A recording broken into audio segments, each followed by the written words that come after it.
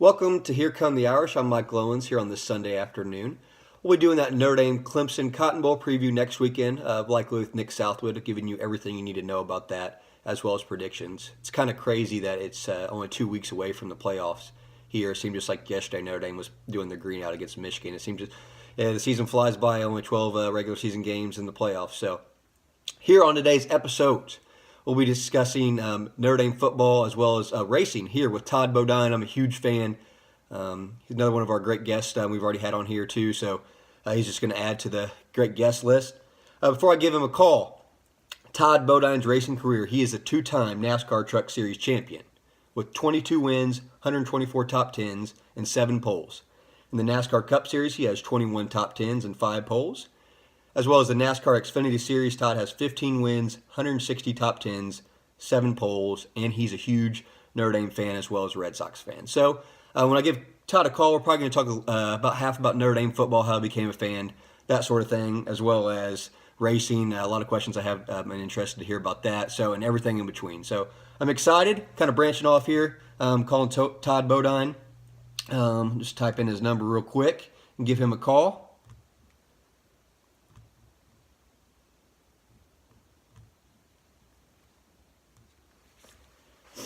See if we can get a hold of Todd.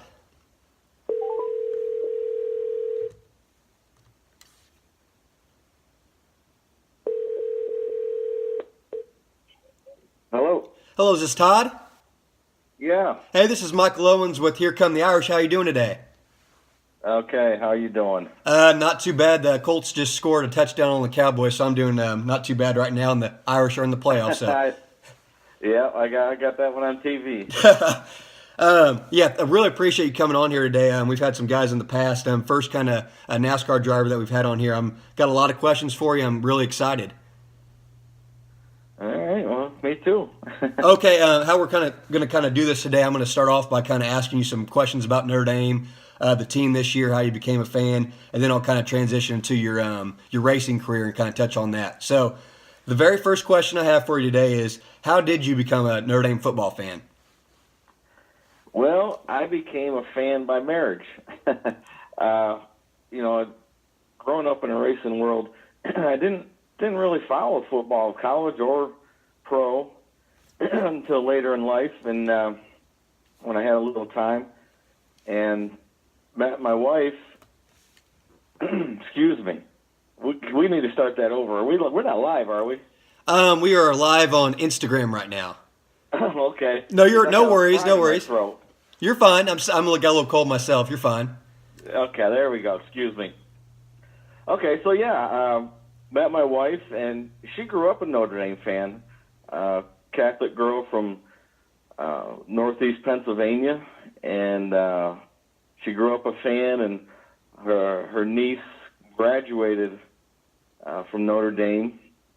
Her uncle went to Holy Cross, so it kind of was in her family, and she, never misses a Notre Dame game. I mean, it doesn't matter what's going on in the rest of the world.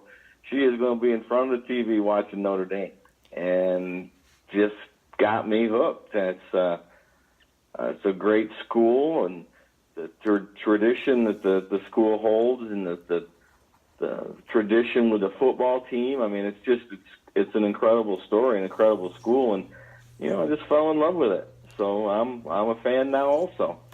Yeah, absolutely. Like you said, if you watch the games in recent years or even this year, you can see that they go to San Diego and they've got the whole stadium full there out in California. And then they go to New York and the Yankee Stadium's almost full of Notre Dame fans. And then they'll be going to Dallas, Texas for the Cotton Bowl, and there'll be tons of Notre Dame fans there. But just you being a Notre Dame fan and your wife too is just kind of a big testament to how big the Notre Dame fan base actually is. I think the acronym that they are America's team is definitely true. Yeah, that's the one thing that's always amazed me. A lot of the college teams have a fan base that's traveling, that will go with the team and will follow the team, whether their kids are playing or whatever. But, they have some people that will travel. And Notre Dame doesn't have to have that because it's such a national team. It's the Catholic world is big, and and people follow it, and it's really neat to see that. We ended up going out to the USC game, and it was amazing the amount of people that were in that stadium that were Irish fans. Just to see it was incredible. So yeah, it's pretty unique that they have such a wide fan base.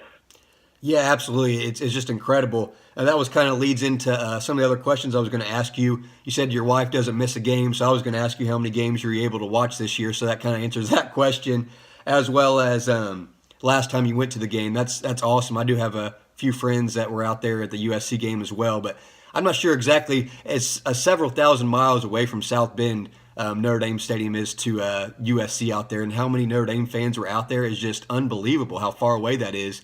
And how many fans were at that game is just crazy.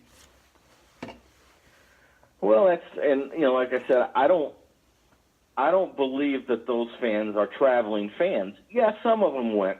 Like us, we're in North Carolina. We have to travel pretty much to see games. But yeah, I just think that the fan base is so wide across the country that people that were there, they're from there. And that's just so unique. Yeah, absolutely. I think I've seen like TV markets where there's like almost 100,000 people in New York City, then Los Angeles and California, and I'm here in Indianapolis. And the crazy thing is, I'm only about 2.5 hours away from South Bend, and there's still like a total amount more Notre Dame fans in New York and California than are here in Indiana. It's unbelievable. And then another question I was going to ask you: you said you became hooked once you started watching with your wife. And that's what I've kind of found out, too. Like, my family kind of grew up. We're here in Indiana. They're kind of Indiana Hoosiers fans. But ever since I went to my first game, which was 2006 against North Carolina, I've been absolutely hooked. And then I take my cousins there, my dad there. And that's all it takes is to take them to one game, and they're hooked, like you were. Well, you're right, especially if you get to go to South Bend and do it and see the campus. And, I'm a guy who enjoys history, and to see the history at that school and know the history and tradition that school holds, to me, is just phenomenal. It's just part. You want to be a part of it. You want to be around it and see it and feel it. And it's I love going there. We haven't gotten there this year though. It was a little disappointment, but we did get to go out to USC, so that was a good thing. Yeah, that's awesome. You got to go to that USC game. I mean, capping it off the 12-0 season and basically know that we're going to make the playoffs. That's an awesome experience too. I was able to talk to a friend and family that was out there too. So that's really cool that they ended their season there. But when you do get to go out to Notre Dame Stadium, I'm not sure when's the last time you were there, but it's really cool. The last couple years, they've finally done some enhancements. They got that jumbotron out there, and they've added the turf recently, and made the seats. They used to be all wood. I'm sure you're familiar with. And now they're kind of like the metal type, but and they added some buildings onto it. It was like a $400 million project. So when you ever get to go out there next time, it's really awesome to see all the enhancements they've done. Yeah, we went there last year, and obviously they were still in process of building the buildings and stuff. But I think the one on the home side was actually done. So yeah, we did get to go out there for that. That's awesome. Do you just sit in the stands when you're there? Because next time you go out there, you should kind of let me know. I'll show you around. I'm sure you've seen all other things, but what kind of seats do you normally get when you go there? Just whatever you can find, or? Well, we've been very fortunate. We've been on the sidelines quite a few times, and but a lot of the time we're in the stands. But we're actually, my wife is friends with Pocky Kelly, and actually Janet, my wife, is a breast cancer survivor, just like Pocky, and they've created a bond, and my wife has actually helped with the Kelly Cares Foundation some, and so we're fortunate to be friends with them, and what a great cause, and what Pocky has done with all of that, and help to fight the breast cancer, and of course quarterback coach Ron Paulus, he's from Berwick, Pennsylvania, which is 15 minutes maybe, I don't know, 20 minutes from where my wife was brought up, and they actually knew each other in Pennsylvania. So we're also friends with Ron. So we got some connections there. We love going out there and seeing everybody. Yeah, that's awesome. All that networking you have, and the Kelly Cares Foundation. That's just really awesome. I do see videos for that. Coach Kelly's wife out there doing all kinds of things, and I know we talk sports a lot, and you're around sports yourself with racing and stuff. But there are things that are more important than winning and losing out there. Yeah, and it really keeps in perspective. What's important with life and the things that you do with it. So yeah, we're very fortunate. Absolutely. See if I got any more Notre Dame questions for you before we kind of move on here. Where will you be watching the Cotton Bowl game at? We were going to go, and I'll tell you the kind of fan that my wife is. She said, no, we're not going to go there. We're going to go to Santa Clara, and we're going to watch them in the championship game.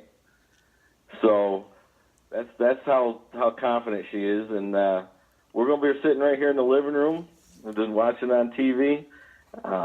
She doesn't like to have anybody over. She doesn't want any distractions, and it's kind of funny to watch her because she's up yelling at the TV half the time. So it's fun. It's a fun time to watch.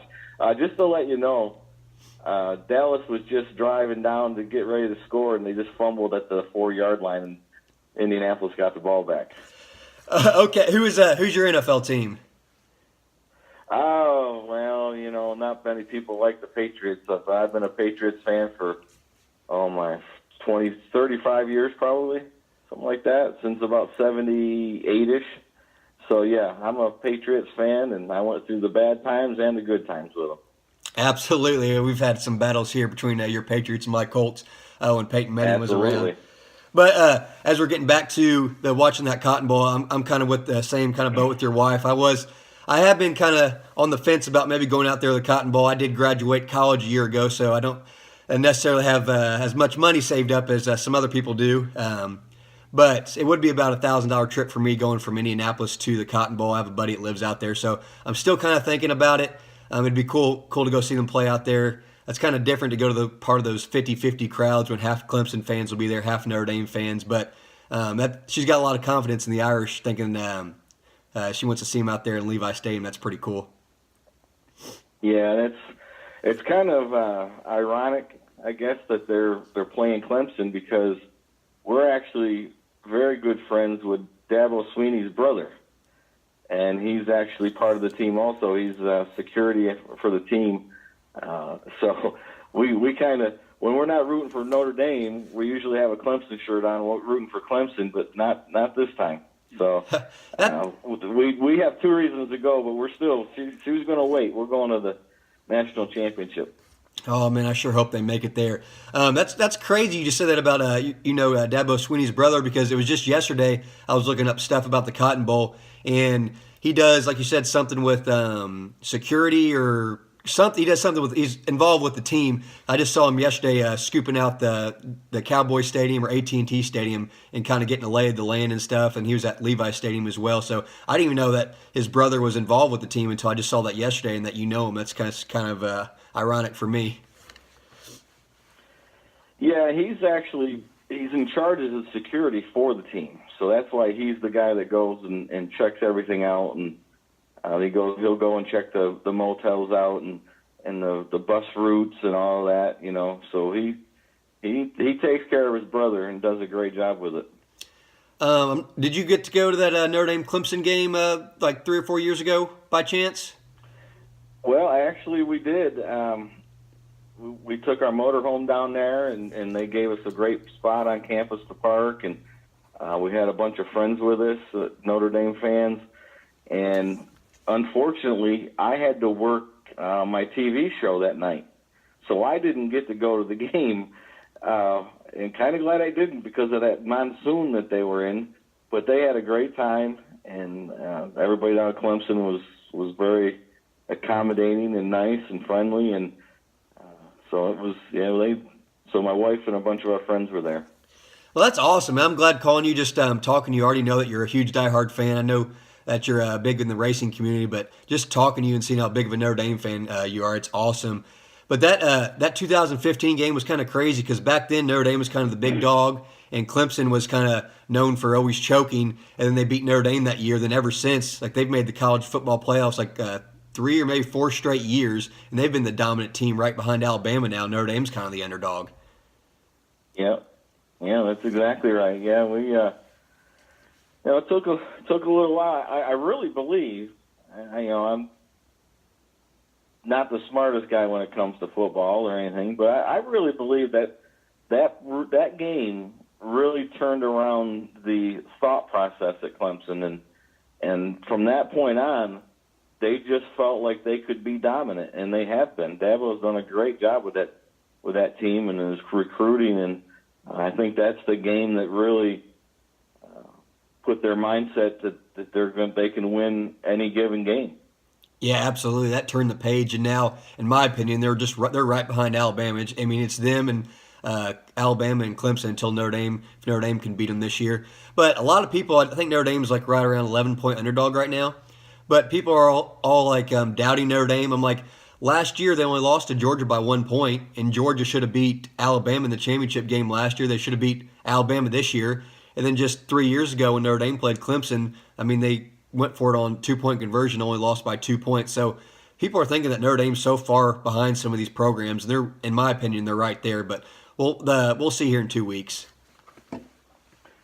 Well, exactly. I think my opinion is it's going to be a tough game. There's no doubt. I mean, Clemson is a great ball club, but I really believe that if our boys, if every one of them just plays to their potential and to their skill level, I think that we have a honest shot to beat them. We can't make mistakes. Mistakes will take you right out of a football game. And I think if our boys just play their position and do their jobs to their own abilities, there's no reason we can't beat these guys. So I think it's going to be a great game. I really do. Yeah, absolutely. Like you said, I think Notre Dame's got to play close to, not a perfect game, but they got to play mistake-free, like you said. This is kind of a little bit off topic, kind of a different kind of sports realm, but I'm just recalling games in past where Notre Dame was a huge underdog. I know last year Notre Dame's women's basketball team weren't even supposed to be on the court with UConn. Everyone didn't think they'd win. They pulled it off. I know a few years back the basketball team was playing Kentucky in the Elite Eight, and they should have beat them, and no one really gave them a chance going into that game. Or even, I know you're a Red Sox fan. I know the Red Sox weren't supposed to beat the Yankees, and the Astros were too good. They had too good of pitching. The Red Sox weren't supposed to beat them. So a lot of teams in Notre Dame's past and teams that me and you're fans of have proved skeptics wrong. So I'm hoping that underdog role will suit Notre Dame and they can do the same. Yeah, I don't see a reason they can't beat them. I think that there's the opportunity is there. It's just like I say, it's up to them and go out and do what they know how to do. You can't make mistakes. That's the big key. You just cannot make mistakes. And I think we've got the talent to do it. Get out and beat them. Absolutely. Kind of transitioning before we get into your kind of racing career, where I've got a lot of questions. I do want to ask you about the Red Sox. How much of the postseason run were you able to watch this year? I didn't get to watch a lot of baseball this year. I watched a couple during the season. I watched a series, and that was about it. It was a tough year for me to get to watch it, but still enjoyed it. Yeah, no problem, no worries. When is the last time, or have you ever been able to go out to Fenway Park? Yeah, oh yeah. We haven't been there in a while. Oh goodness, it's probably been 10 years since we've been there. But yeah, I always enjoy going up there. I love New England. I spent several years there racing, and actually a couple years just outside of Boston. I went to high school there for a couple years, and I love New England, and that's how I became a Red Sox fan and a Patriots fan. When I lived there, I was younger. I was 14. I was about 15, 16, and that's when I started watching sports more. And of course, the Red Sox, Patriots. I lived about 20 minutes from Foxborough, so they became my adopted teams. Yeah, absolutely. Boston's had a great sports run here in the last few decades. I'm sure you already know this too, but Brian Kelly, I believe, grew up around there. I know he's a huge Red Sox fan, and when Notre Dame played at Fenway here a few years ago as well, that was awesome to see. Yeah, I know he's a New England boy, and it was really cool. Our niece that I was telling you graduated from Notre Dame. She's an attorney in Worcester now, which is outside of Boston, and she got to go to that game and enjoyed it. Yeah, absolutely. Coach Kelly, huge Red Sox fan. I know Notre Dame played at Yankee Stadium this year in pinstripes.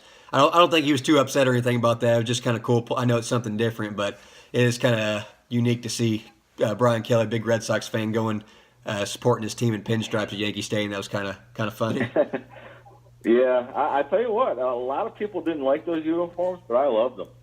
I absolutely thought it was one of the coolest things. I love the helmets. That was the big thing for me. Yeah, and what'd you think about those green uniforms they wore against Florida State? You like those too? Thought those were pretty sweet. Yeah, I wasn't a fan of that. just too bright. Everybody's got their opinions, right? Yeah, Everybody's different. I'm still waiting for the day where they break out the green unis against number one team at home again. But I don't think we'll see that for a while because usually USC is the team that comes to South Bend's and really good, but they haven't been too good for a while. So that one day, that 2005 game when they broke those green jerseys out was probably one of the coolest things that Notre Dame's ever done. So hopefully in the future when they play number one or top three team, they can kind of break those or some version of those out again. We'll see him eventually, I'm sure. Absolutely. Okay, kind of moving on to your racing career here. I'm kind of transitioning. First question I got off the bat for you. How great of an accomplishment for you, and what does it mean to be a two-time Truck Series champion?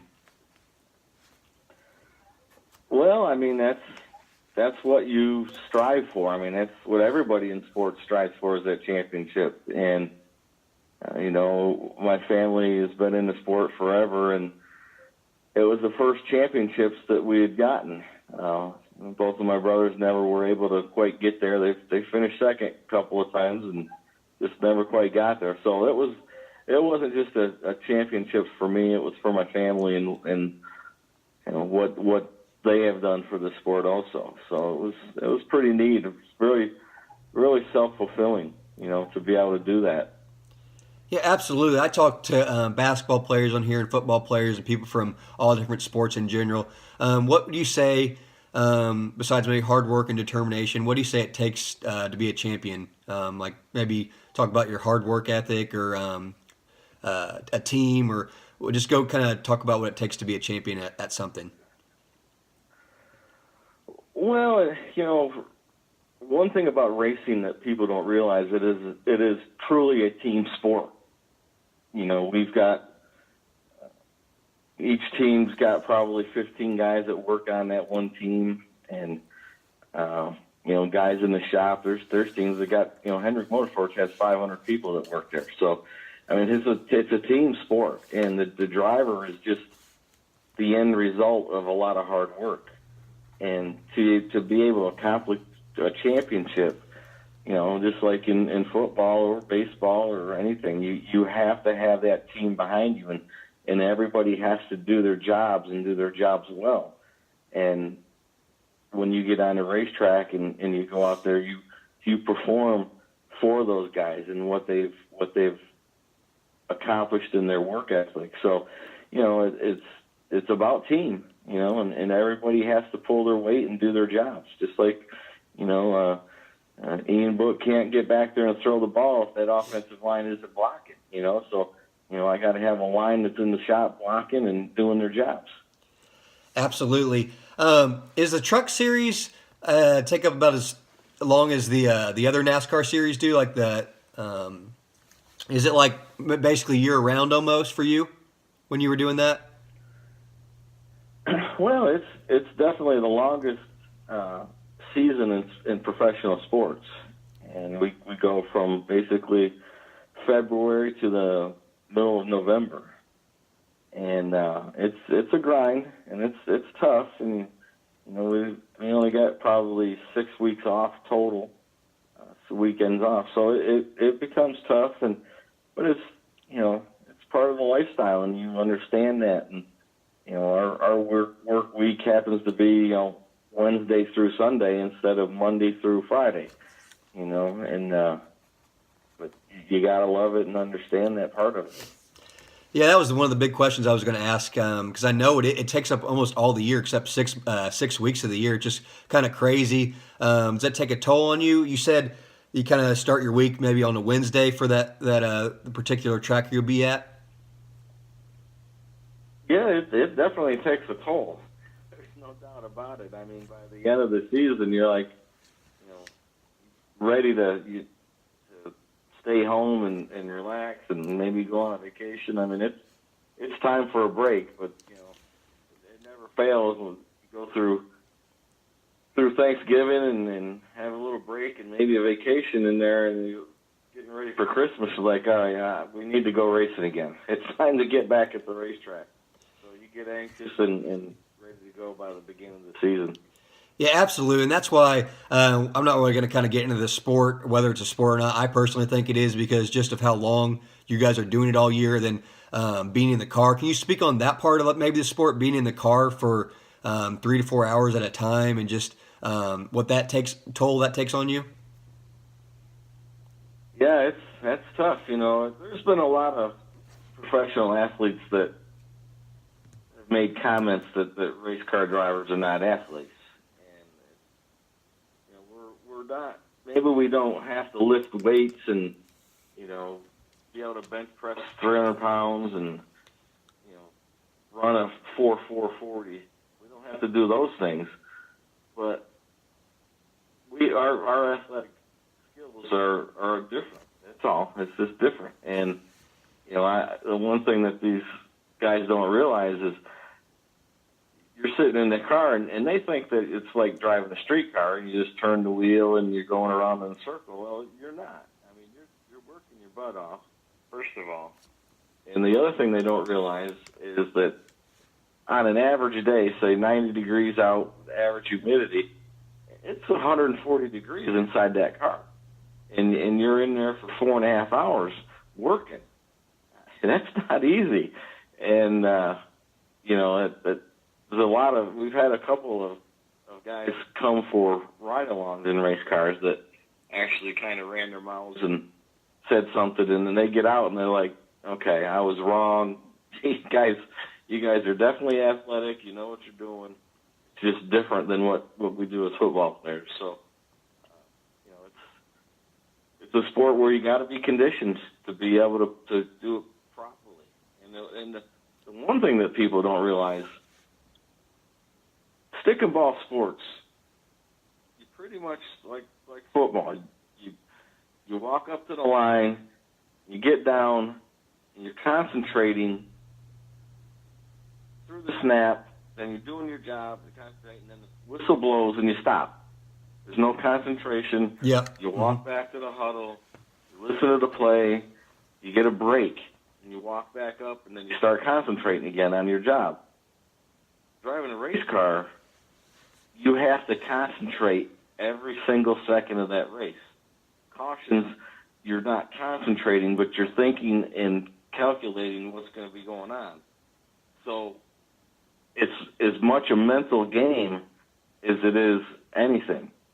Your concentration level is higher in motorsports than in any other forms of sport because of that. So that's the part of the sport that people don't understand. Yeah, absolutely. I completely agree with everything you said as far as being a sport and all the concentration. I mean, for 3 to 4 hours, you're completely just sitting there concentrating, and just it's a matter of inches and stuff sometimes, or feet. Just even sitting in the car, just personally, just driving anywhere from city to city for a couple hours, I'm completely exhausted. My back's hurting me, and all that's just in a convenient car. I can't imagine being in there on a middle of the summer day at Indianapolis, and it's, how you said, 140 degrees in the car, and you got to concentrate, and you're sweating, and you can't leave you're just in this little box, and you can't even move. So it's just a testament to how athletic or racing is actually a sport. Yeah, it's just, that's what I say. It's just different, and people have to realize it. That's all. But I tell you, it's a lot of fun though when you're out there running. Next question I kind of got for you, talking about racing. What is your some of your favorite memories? Obviously, probably being the two-time Truck Series champion is probably up there. But any other favorite memories that you have throughout your career? Oh wow, that's tough. I've been so fortunate to have a very good career and won a lot of races and had a lot of good people that worked for me and became friends. And there's so many good things that have happened to me. And I've won races that I wasn't supposed to win and did things on a high level. And I think that the biggest thing is just my career in general. Just being able. There's not a lot of people in this world that can earn a living doing what they love to do. And to be able to be a professional athlete and go out and earn that living driving race cars and enjoying every single lap, doing something, getting paid to do something you probably would do for free. That's very special, and I never took it for granted.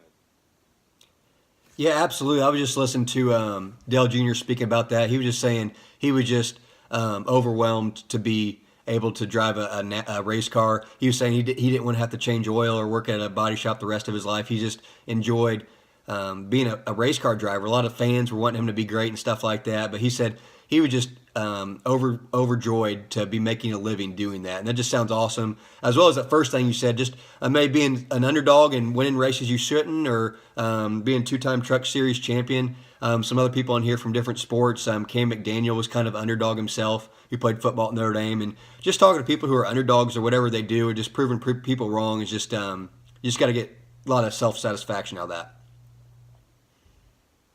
Well, absolutely. And I was in the Cup Series. I was always considered the underdog because I was always with a team that was a second-tier team. I never was able to get with a top-tier team and be able to win races in the Cup level. But I won a lot of races in Xfinity and in trucks, and I'm very fortunate just to be able to do it and say I was a race car driver.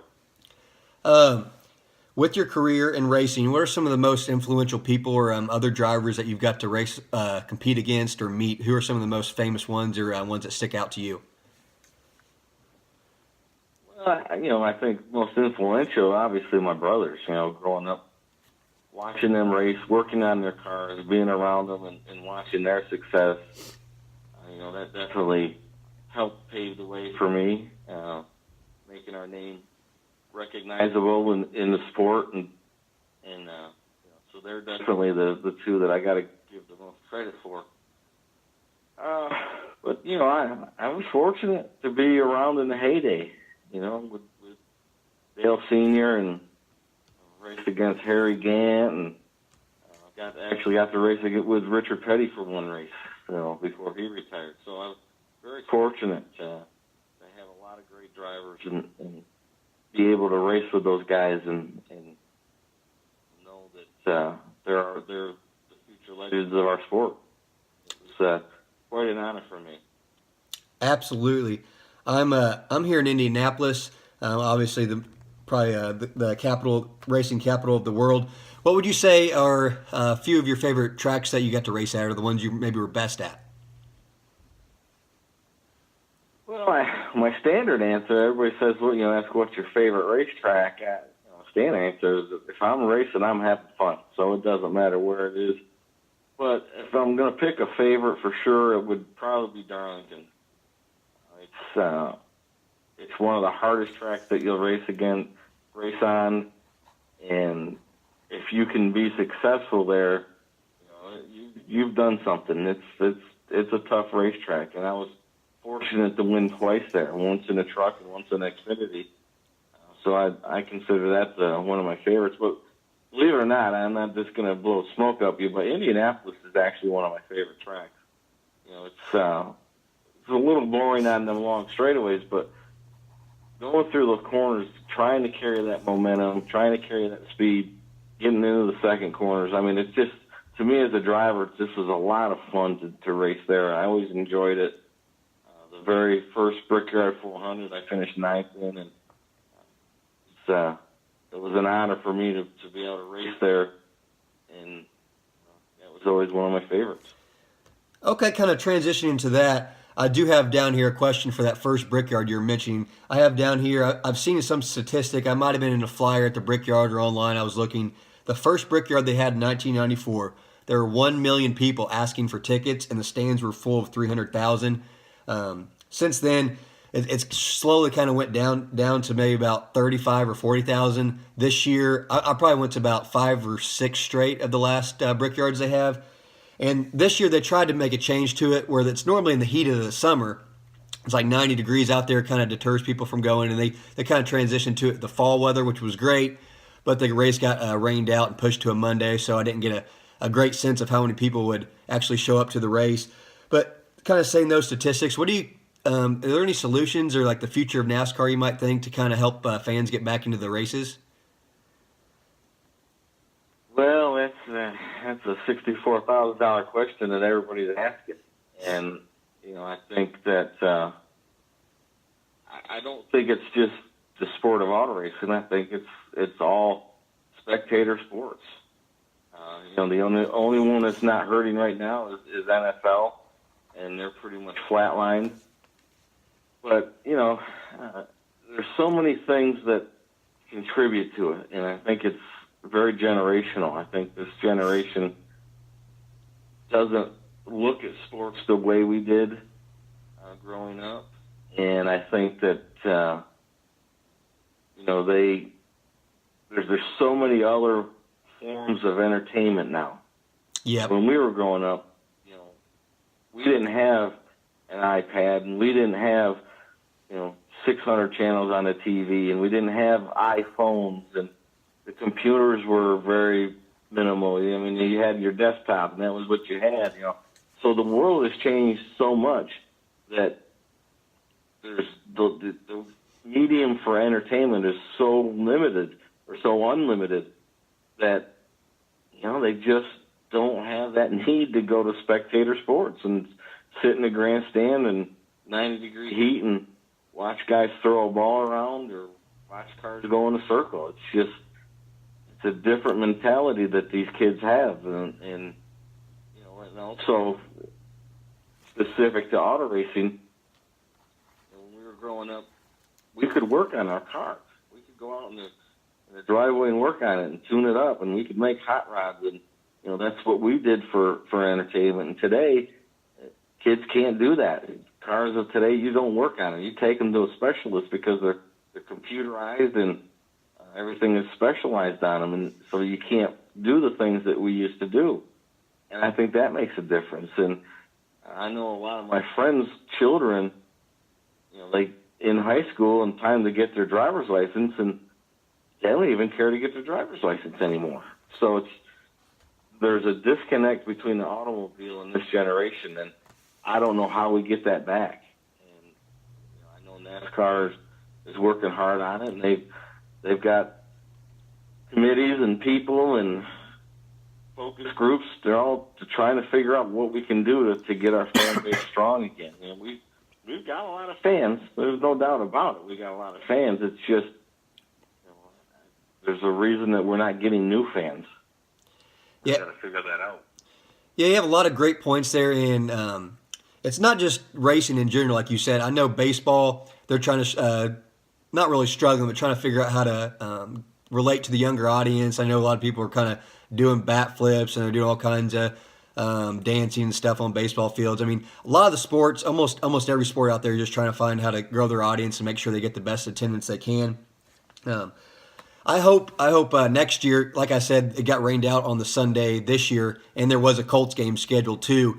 The last forever I can think of, the Brickyard was in the middle of the summer, and it was 90+ degrees out there, and it was really hot. I mean, I'd sit through it myself and stuff, but it was really hot. And then this year it was kind of in the fall, so hopefully next year that'll help increase the numbers. But like you said, there's so many more things that people do today, whether it be on their tablets or video games or just be sitting at home and not.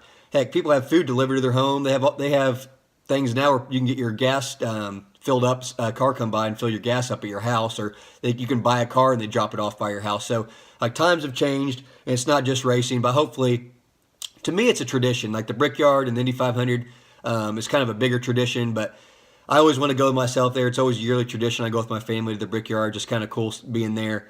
But I'm glad that Indy 500 hasn't really seen a huge drop off. I know a few years ago, for the first time I can ever remember, that the Indy 500 was on TV, and they said there was estimated 300 to 350,000, maybe even more than that, people there, and that was just an awesome event, one of the best events in the history of sports. Well, the 500 is a whole different animal. I mean, that's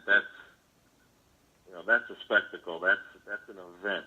Yeah. It's not just a race, and it's a worldwide event. So that's hard to compare. It's Daytona 500 is in the same league. So yeah, that's one thing. I've never been to a 500 up there.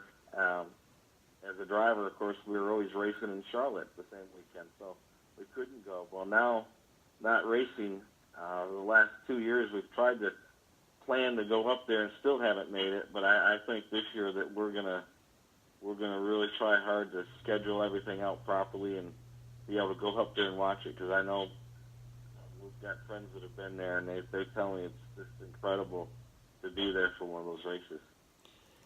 Yeah, definitely. Do you ever get to come up here for the Brickyards, or when's the last time you were up here for the Brickyard?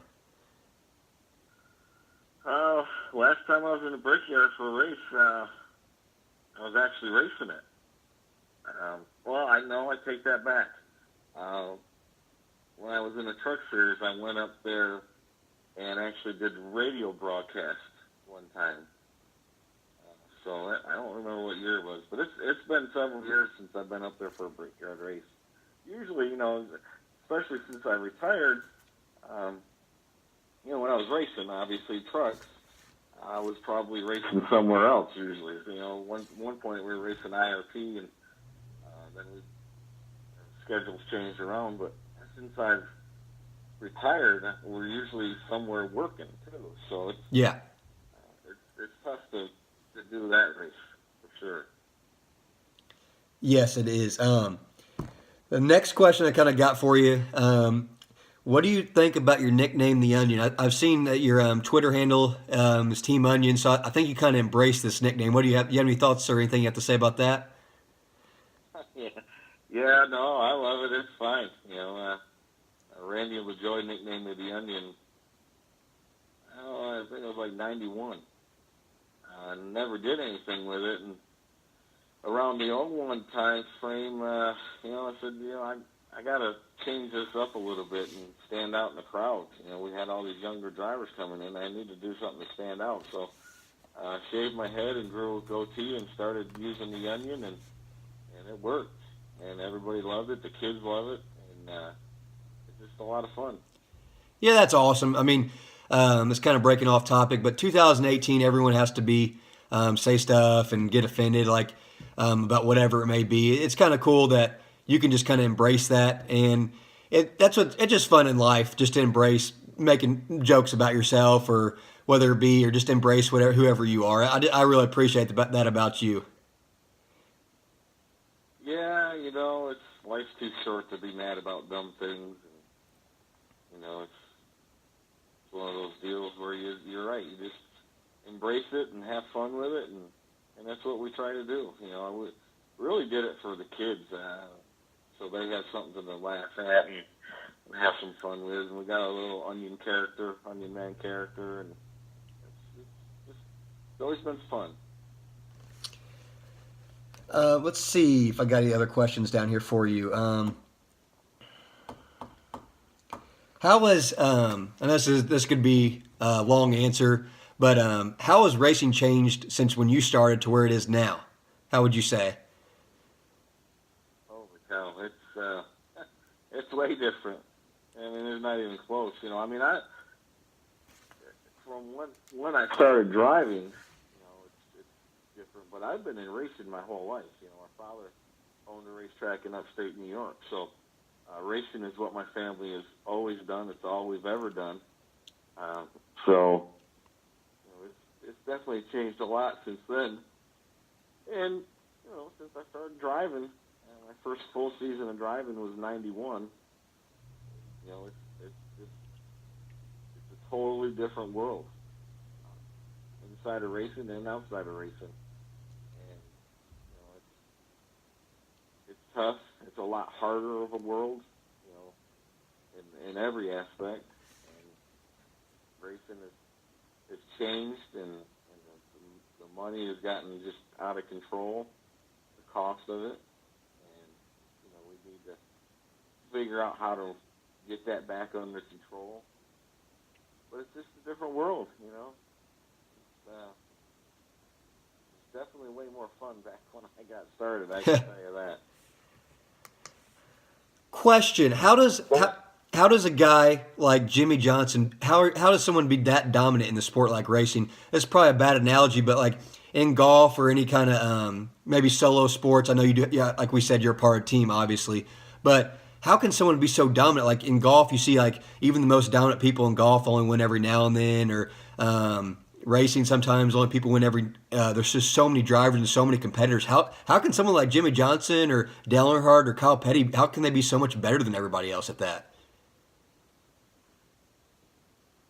Well, I don't know that just a blanket statement that they're so much better than everybody. Obviously there's unbelievable talent. Yeah. Sure. But it's like I was saying, it's a team sport. And, it's just like in any sport. When you've got a great coach, Jimmy had Chad Knaus, and you've got a great team, and you've got a great line and running backs and receivers. Everybody is really good at their jobs. When you put them all together, you've got a team that's absolutely incredible. And that's what they went through. And Rick Hendrick gave them the resources, and Chevrolet helped provide the research and development to make them fast.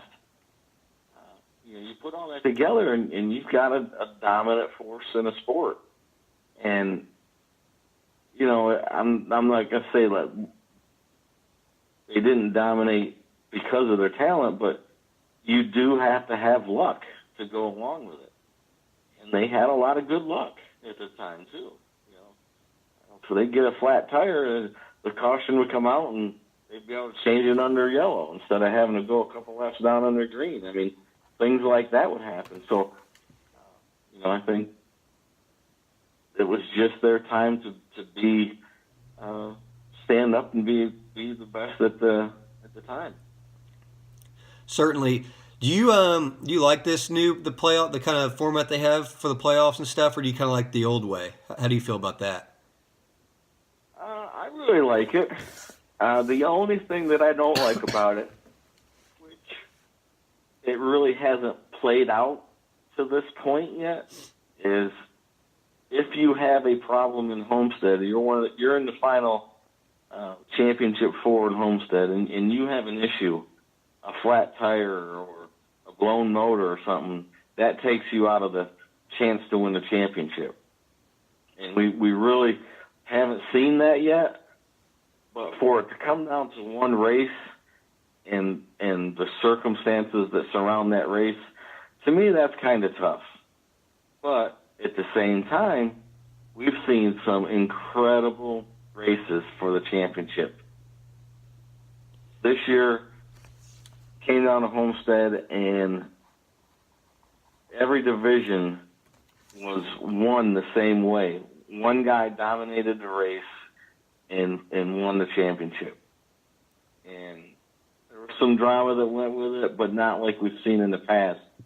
But it's, I like the playoff format. I like the 3 races and getting eliminated. It's definitely added interest into the sport, into the race. And, and I also like the stage racing within the race.